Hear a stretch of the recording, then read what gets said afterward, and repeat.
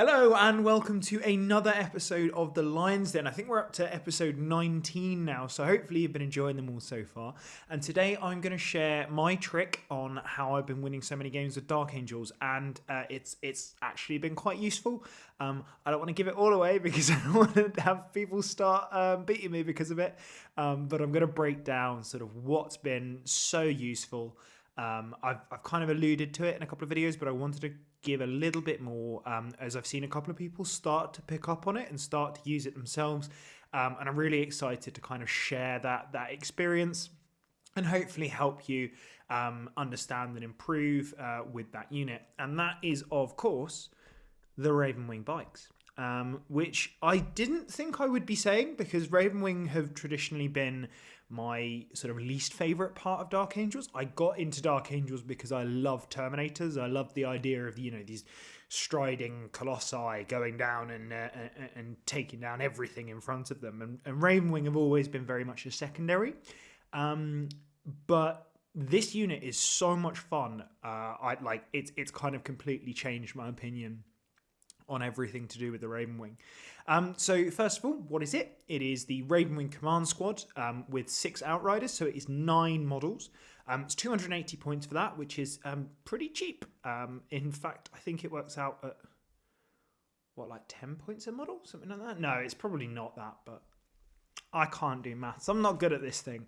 But then here's all of the rules, which is always great fun explaining to your opponent when you start the game. So the champion, if he is in the unit, gives +1 to advance, +1 to charge, and for free heroic intervention. And remember, when you do that free heroic intervention, you are getting +1 to that, which is pretty handy because the only charge bonus that you don't get is the specifically named bonus for charging, which is fights first. So that's quite useful to know. Then the Apothecary resurrects a bike return, and the fact that they are as large as they are, as fast as they are, and as durable as they are, just means that is so powerful in just going, either denying your opponent's primary, scoring your own primary, getting into a position where you want to be easier, making those longer charges, etc., etc. is really useful. And then finally, the Ancient, if they're in the squad, makes the bikes 3 OC apiece. So the squad is 27 OC, which is not bad. There's not many things in the game that are going to out OC that, but equally, it means you only need 2 bikers on an objective to out OC most small elite units, because they're likely going to be 5 OC, and you just need the 2, 6 OC. That's yours now, and you're denying their primary. So there's and because of the sort of the space that you can do on things like possibly with hidden supplies, you can cover 2 objectives quite easily with the bikes because they are such a large footprint. I don't know if you'd want to do that, but it's something worth mentioning. Next, the Outriders themselves, so they got a massive glow up and stayed at their 80 points, which I think was really, really nice. So they get +1 damage and +1 strength on the charge, which I think is super powerful. I think they really struggled from being mounted and not being able to do anything after they auto-advanced their 6 inches. I'm quite glad that they got rid of the auto-advance because for intercessors, obviously they kept their sticky objectives but then gained an ability, but I think if these guys still had auto advance 6 and this bonus, it would be a little bit silly and a little bit unfair, and obviously as much as we like winning, we want to have those fair games as possible. So I'm really glad to see Outriders A staying at 80 points because possibly they're a little bit undercosted, which is a nice place for them to be. And then being 2 damage on the charge is just really, really powerful. Going up and wounding those Space Marines on 3s as well every time they roll less than a 4, they die. That's quite handy. And obviously that's 4 attacks each, which is no slouch. So into their stats, we've already kind of jumped onto them. 12-inch movement. They are mounted, so they can't go through walls, which is a bit of a bad one. If you are in the States or if your local tournaments like to play with GW meta, GW terrain, this is less of a problem because the way that the GW terrain works, obviously you might be well familiarized with this, but it's larger bases, but the walls aren't as big. So that can be quite easy for mounted units to get around on that. So that might make it a little bit easier for you to move what is quite a large footprint. If you're in the UK and you are using UKTC terrain, don't worry, there is always a spot that you can put them and efficiently get them around the board. I've tried it a couple of tournaments now, so it's solid, because every single game I think they've been relevant, even if it's just that they were annoying for my opponent to kill all of them, which is very much kind of their role as well. Then onto their attacks, the Outriders themselves. In shooting, they've just got some bolt rifles, 2 shots, twin linked, which is kind of nice. Strength 4, AP 1, damage 1. Nothing to write home about, but it's also just not bad. Well, I guess it's kind of bad, but it's not horrendous. It's not a lasgun, put it that way. And then in combat, standard, they are 4 attacks, strength 4, AP 1, damage 1. So they're an assault intercessor. But on the charge, obviously, they are strength 5 and damage 2. So the only thing kind of letting them down, quote unquote, is that AP 1. And obviously, usually AP 1 we're quite harsh on because in shooting, cover just negates it.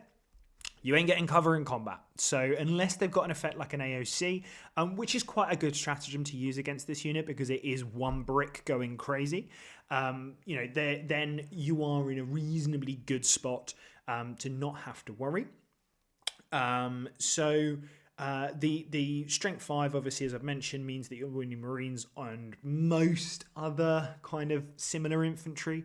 On 3s, it's a good break point for orcs as well, especially knobs, because these guys just absolutely cut knobs to pieces, which is brilliant, and something that's really going to be useful as I think we are going to see more tactical brigade. They are, there's going to be more flash gits, there's going to be more tank busters, and those breaker boys are fantastic. So I think we're going to see more of that, and these guys are in such a good position to be able to kill them because they are 4 wounds instead of 3, and that 3 damage off those tank busters and the breaker boys is obviously then kind of wasted because of that extra wound that they've got. So really, really nice little bit of tech if you are in a heavy orc meta.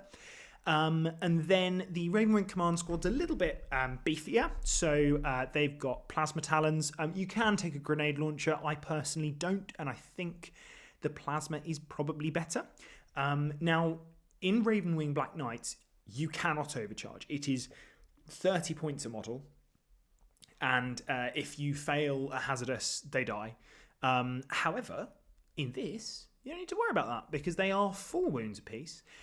So they will only go down to 1 wound remaining. So you can be a little bit more aggressive with that because you can always take it on the Ancient and then resurrect them next turn. But obviously that is situational. Be a bit careful. The shooting is not the draw of this unit, but it's a nice little backup as well. And just to mention as well, they do have the grenades keyword for both the Outriders and the Ravenwing command squad, which can give you some extra benefits. You usually, once you've done 1 turn of advance and charge, you usually then have the movement to not have to advance again, because obviously I play these in Stormlance. We'll come on to that shortly.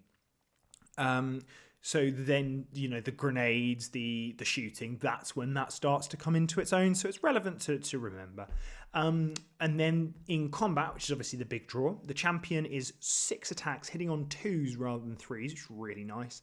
Strength 5, so up to strength 6, AP 2, and damage 2 up to 3 because of the Outrider ability. So hitting some really key break points there of strength 6, which, as we know from Deathwing Knights, is very, very good. And then damage 3. That's not bad. The AP, again, is a little bit of a letdown. Obviously, with those 2-up saves, they are still saving on 4s if it's like Mega Knobs, for example. But most infantry that you're going to want to flat kill with the 3 damage has probably got a 4-up invuln anyway. So unless, again, they have access to that Armor of Contempt stratagem or ability, that's not something that you need to worry about so much because they're likely to push them onto their invuln regardless. Then the other guys, they're only 3 attacks each, which feels a bit weird and rubbish. But they're strength 5, so up to strength 6, AP 2, and damage 1 up to 2. And they also have devastating wounds, which is not bad, because sometimes you just roll 6s, which is a really, really handy ability. And also, weirdly, just for dice shortcutting, it's quite handy because you can go with the champion and then roll for his command squad with the exact same 6 exact dice, if I can speak English, which does make life a little bit easier. So that's kind of all of the key stats about this squad. I guess the T5 and 4 wounds and 3 up armor save. The Ravenwing command squad have a 5 up invuln. It's not amazing durability because it's still just a 3 up armor save and T5, but like you can't really get anti-chaffed, especially at 4 wounds apiece. Because it's like, oh no, you're shooting me with bolters. Well, what a shame. I think I've lost half a bike. Cool. So that comes up a lot less, which is quite handy. And people underestimate what kind of guns they have to put in to these Outriders, which I think can also be extremely beneficial, especially when they are just 280 points.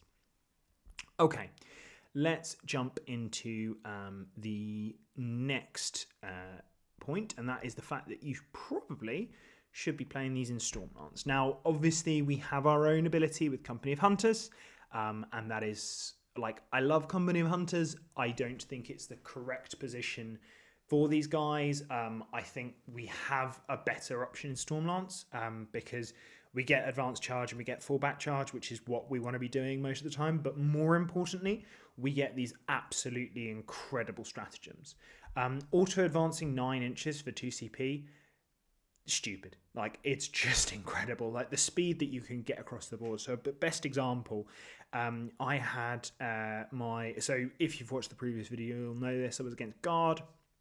They went from the top left-hand corner to the bottom right-hand corner of the board and dealt with essentially 55 scions, being 10 Aquilons and 45 of the standard scions. So, you know, they are not bad at just getting across the board and being extremely frustrating for your opponent to deal with. The fact that they're always going to be able to charge, especially when they like the fallback charge, is going to be very relevant, because if the unit gets locked, that usually would be quite bad for them, because they will then lose 50% of their damage efficiency immediately. Well, just under, because of the 3 damage on 3 to 2 for the Knight Master or Ravenwing champion. Forget. I just say the character, dude.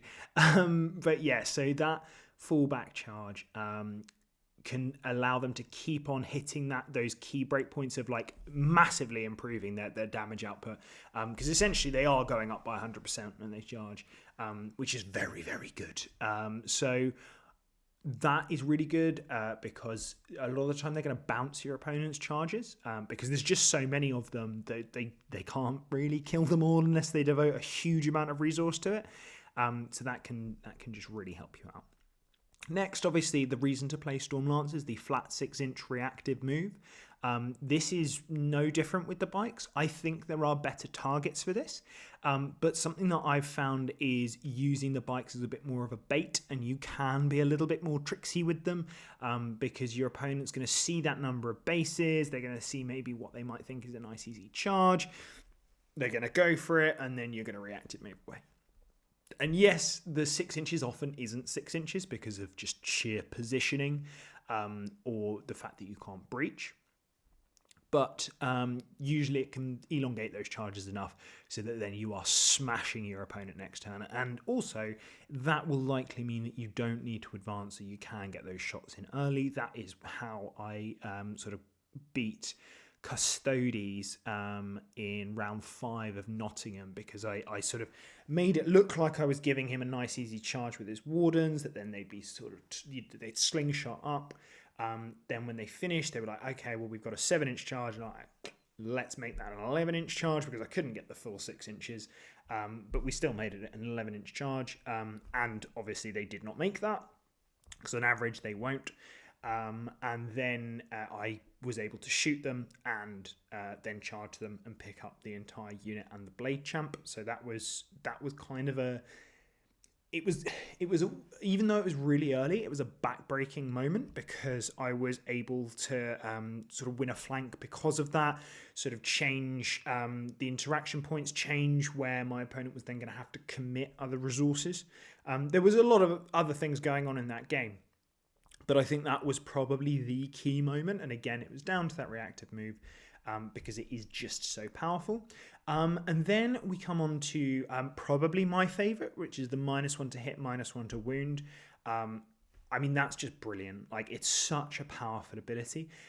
When I was playing against Ultramarines in round 5 of the ITT, just that turn of where they weren't oathed and then it went, right, -1 to hit, -1 to wound. For your entire shooting phase, these are the only guys that you're going to be able to shoot because I've reacted moved out of the way with the oath unit so you can't shoot. And that was massively beneficial. They just sort of bounced Vindicator after Reaper, after Desolators. Just so much stuff was just pinging off them like there was no tomorrow. It was so impressive. And the nice thing there is it also means those chip damage shots, so those strength 4 shots, are suddenly wounding on 6s. And that little change is so important for just keeping that survivability because they've got so many wounds that they need to chew through. It's 36 wounds for the squad, which is hard to get through. And also just a slight aside, because it's 9 models, Blast only procs once, which can be really quite handy because usually you'd think with a unit of that size that Blast might proc twice, maybe even 3 times sometimes with a footprint that big, but actually it only procs the once. So that's really, really handy. So yeah, the -1 to hit, -1 to wound in shooting is just silly good for surviving. And again, you are just trying to make these guys as durable and as annoying for your opponent to deal with. Like, you want them to commit so many extra points to trying to kill this 280 point unit of just stupid bikers. And then they'll because they then overcommit, then they get hit by the 15 Deathwing Knights. And in the words of Aliens, game over, pal. So that game over, pal. It's game over, man. Oh no, I've misquoted Aliens. Anyway, it's been a long day.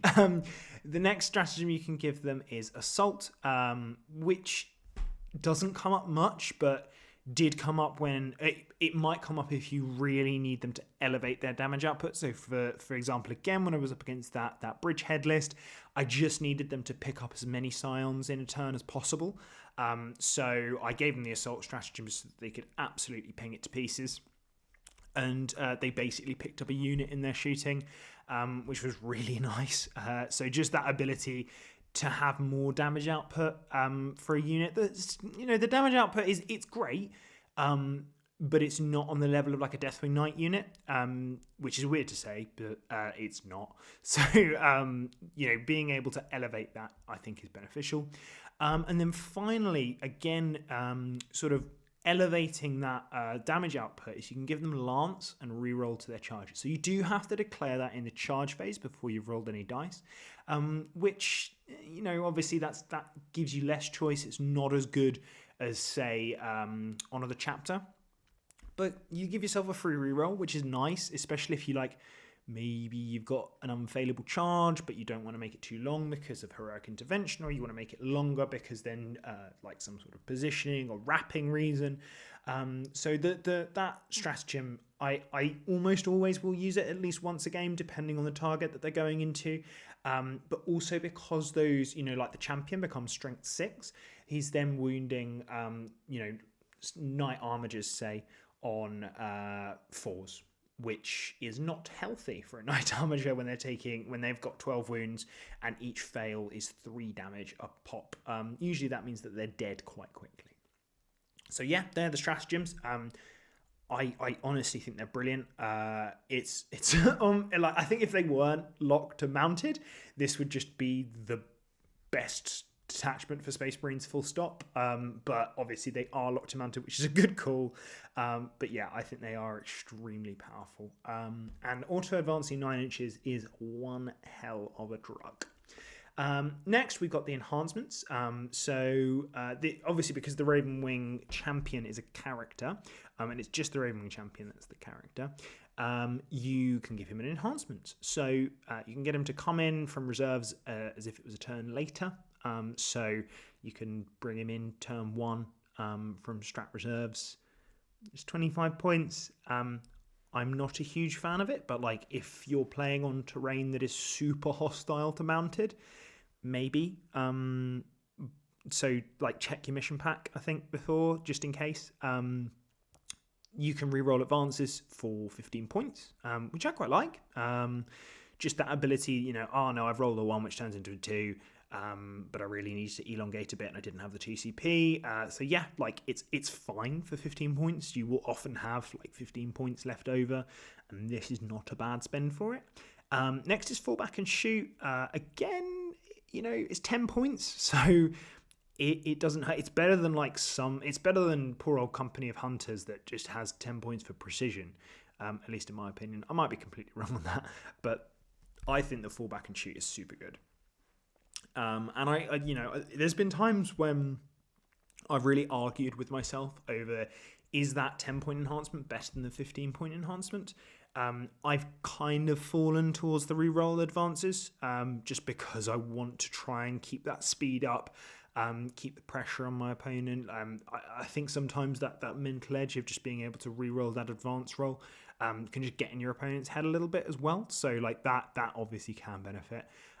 So yeah, I think that's probably the 15-point one is better than the 10-point one, but it's a good argument to have that your 10-point enhancement is nearly as good as some of the others. And then finally, Fury of the Storm is a really cool one. So you get +1 AP and +1 strength in combat, but on the charge you get +2 to both of those abilities. So on the charge you are strength 8, or is it strength? Wait, I can't remember if it's strength 7 or strength 8. Might be strength 7. Yeah, I think it's strength 7. No, it is strength 8 because it's +3 to your strength because of the Outriders. So strength 8, AP 4, damage 3. So again, with the Lance strat, your wounding armigers on 4s. They do not get a save. So on average, they're taking probably about 9 damage just off the Ravenwing Master. Like, that's pretty good. And also that just cuts through elite infantry really quickly. So going back to that point of like, if you had to criticize the Ravenwing command squad, it's their lack of AP. This obviously can sort that. It is a 25-point enhancement. Is that worth it? It makes the Ravenwing command squad 145 points. If you have a spare 25 points, like maybe. But it's not something that it's not like the first thing I'm writing down, because there's still got to be other moving parts that I need to get in to make it worth it. But I do really like this, and the fact that it can then suddenly just wound Marines on 2s, and just cut them to shreds. That's not bad. And also it puts it above toughness 6, which can be quite an important breakpoint. It puts it above strength 6, which would then obviously be above toughness 6, which, as I say, can be a really, really important breakpoint. So, like Fury of the Storm is not bad at all. So there's your enhancements.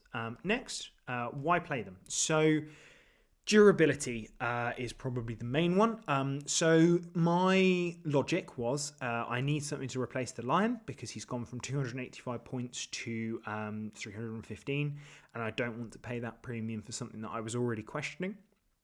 What can fill that role?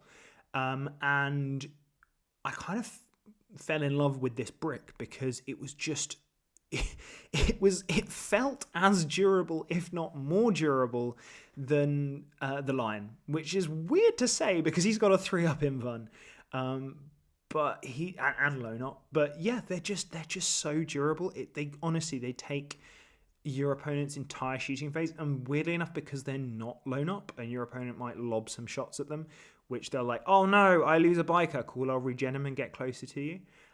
That kind of thing is just so nasty for your opponent to deal with. I'm a real big fan of that durability, and just they can last far longer than they deserve to, which is really impressive. Then next, they are fast. They are super fast. They're going a minimum of 14 inches, so technically their absolute minimum movement over the course of a turn is 17 inches, and that's if you roll triple ones on advance and charge. So their maximum is it's 21 plus 13, which is 34 inches. Their maximum threat range is 34 inches. That's not bad. That's pretty fast. And their average is obviously 12 plus 4, 16, plus 8 is 24. Their average is 24 inches. That ain't bad. I'm pretty excited about something that can move that quick, especially when it hits quite as hard as it does. Obviously, they can't breach, which is a bit of a sad one, but like on most boards, there are lines. You have to plan efficiently, and planning around where that bike unit is going to move is really, really important. But once you nail that, they are just so good at getting around the board in the right time. So I've already mentioned about seizing objectives and winning flanks. Again, just that high OC count, you can get a couple of them on there, and you just out OC your opponent, or you can get all of them on there and just go, right, you are not taking this objective, because there are too many large bases on here that mean you cannot get enough models on here, that even if they are a high enough OC, that they'll actually be able to out OC me. So I'm a big fan.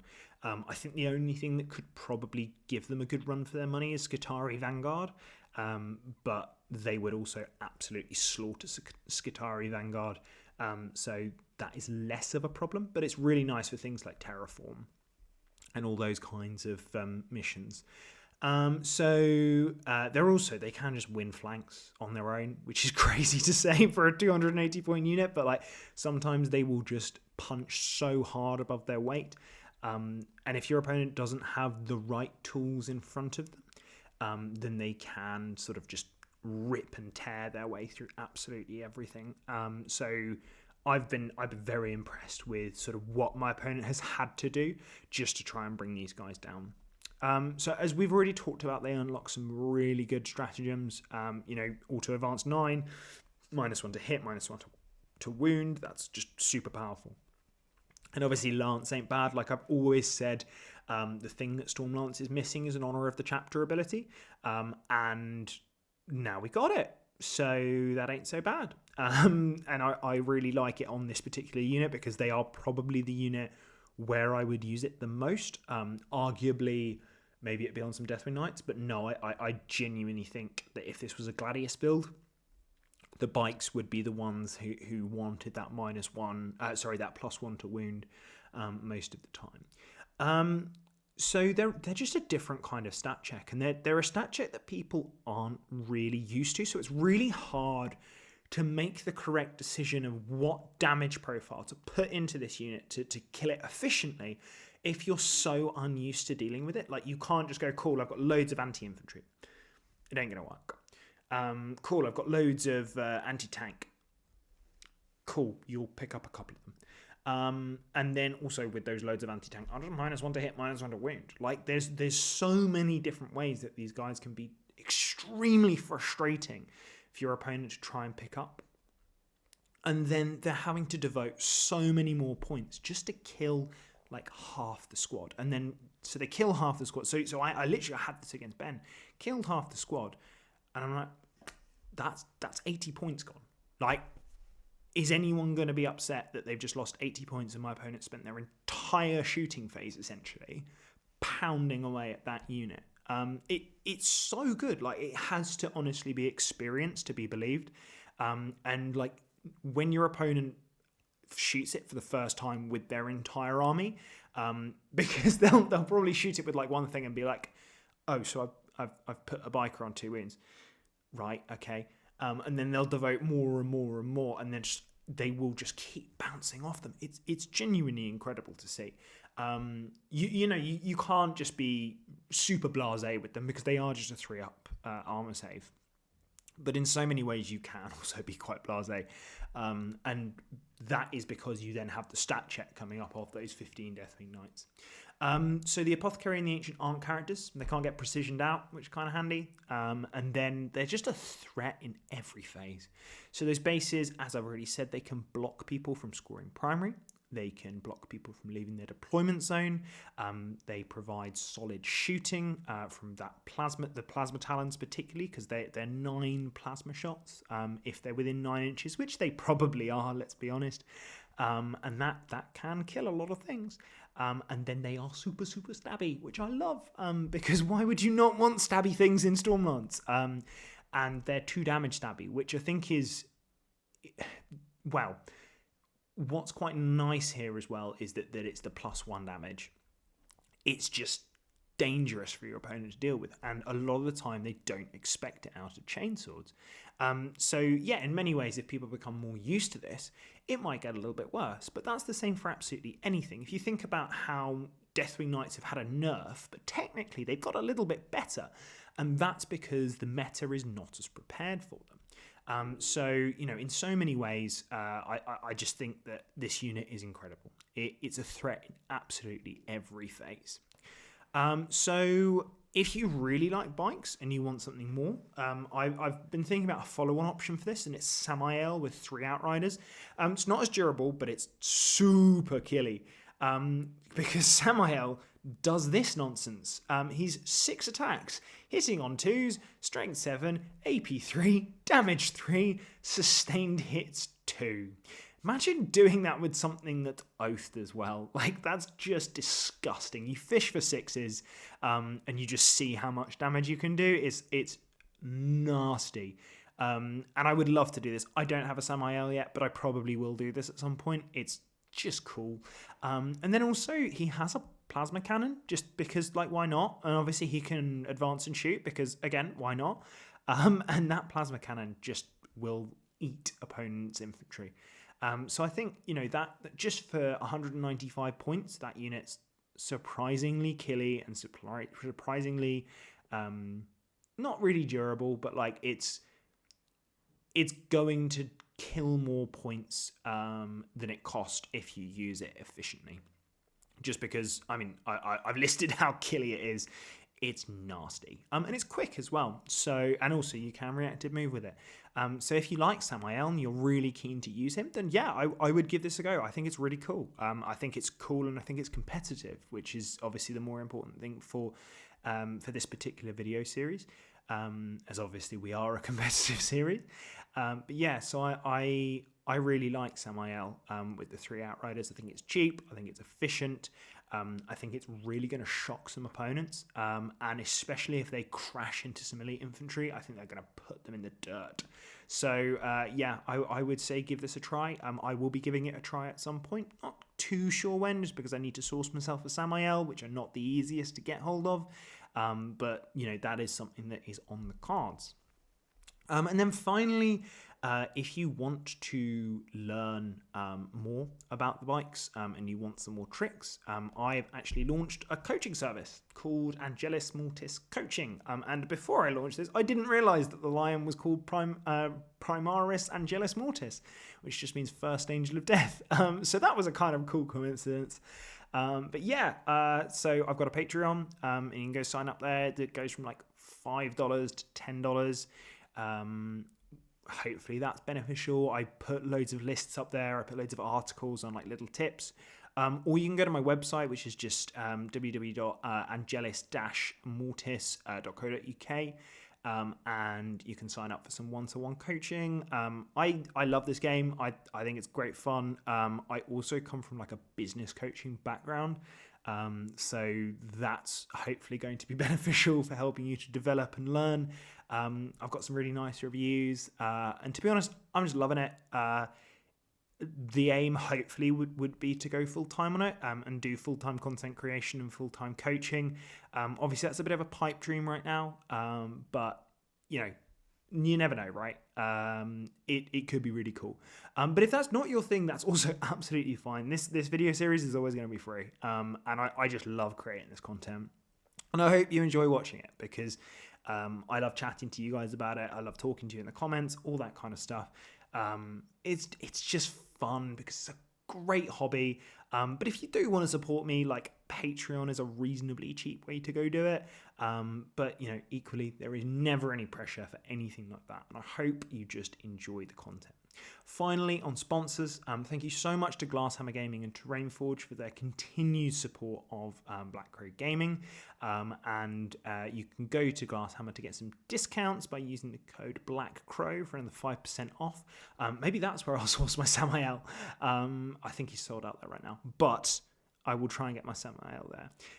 And then you can also get some lovely terrain from Terrain Forge, which you can use code BCG5 for 5% off.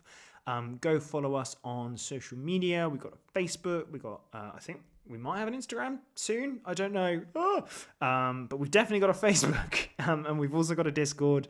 And then if you want to follow Angelus Mortis on Facebook and Instagram, go for it. Like, I post lots on there. It's not me posting on the Black Crow stuff unless it's like my content. I do the little write-ups, but you can see all of my nonsense first on there, and obviously it helps my ego if you follow me, and I appreciate that because it's Valentine's Day soon, and that reminds me how alone I am. So we love that, because I assume if you're watching this, you're a Warhammer player and you're probably alone as well. It's a horrible thing to say, and also incredibly untrue. But I really hope you've enjoyed this. I hope you've had fun. I've had a lot of fun using it, and if you need more tips as well, just jump in the comments, ask me. I'm happy to support. If people want to jump on a call as well, absolutely just drop me a message, and we'll do what we can. And hopefully that might even convert you to coaching. You never know. Your first one's always free, kids. But anyway, stay loyal, fuckers. Thank you so much for watching. Bye.